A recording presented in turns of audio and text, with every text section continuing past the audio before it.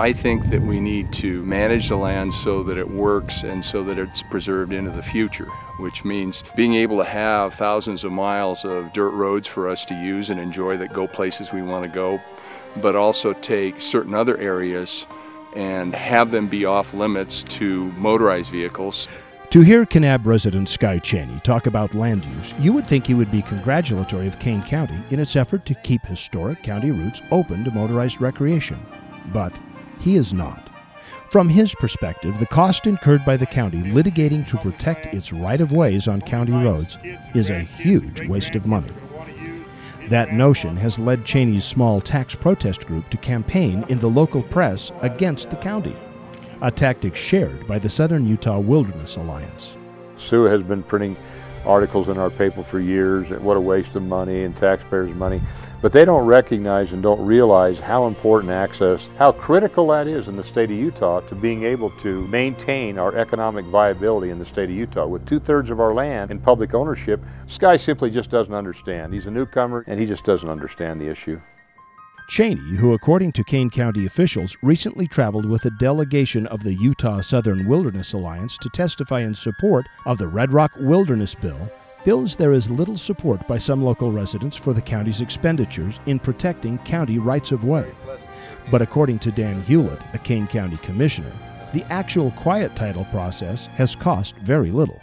You know, Kane County wasn't the one that brought the initial lawsuit. It was the Wilderness Society, Sierra Club, Southern Utah Wilderness Alliance et al.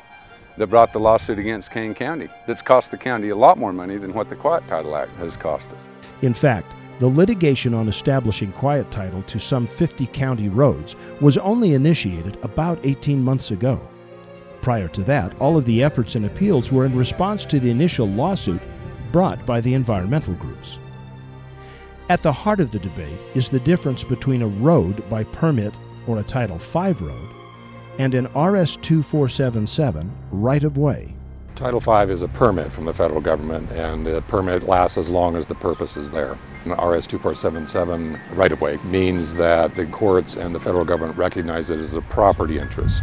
Mike Lee, who is representing the county in the 10th Circuit Court of Appeals and is currently a candidate for the U.S. Senate from Utah, says that there is a significant difference between a permitted road and a right-of-way, even though they look the same.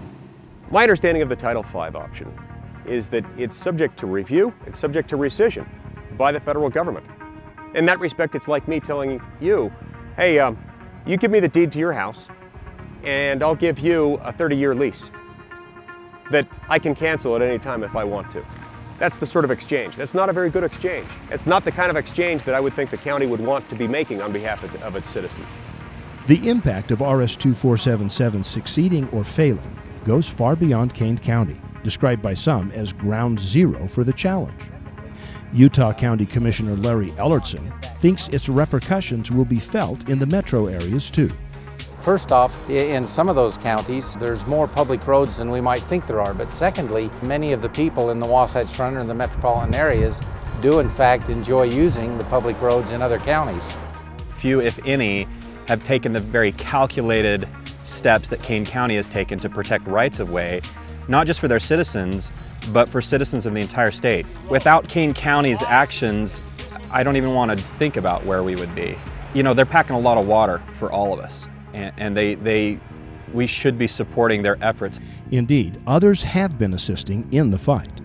The Governor's Public Lands Policy Coordination Office has teamed up with the county in some of their court cases. We have intervened in the case that Kane County refers to as the Bald Knoll case. It's an action, a quiet title action to set title on 11 roads. We also participated as an amicus, filing a friend of the court brief in the case in the 10th Circuit in Denver. In addition to the recent support from the governor's office, the Utah State Legislature, recognizing the importance of securing proper title to state roads on federal land, passed a bill 2 sessions ago that allows counties to spend up to 30% of the Class B road gasoline tax allocation from the state to secure and defend title to both major and secondary roads. In essence, for the last 2 years, the county has spent none of its locally generated tax money to pursue the right-of-way on county roads.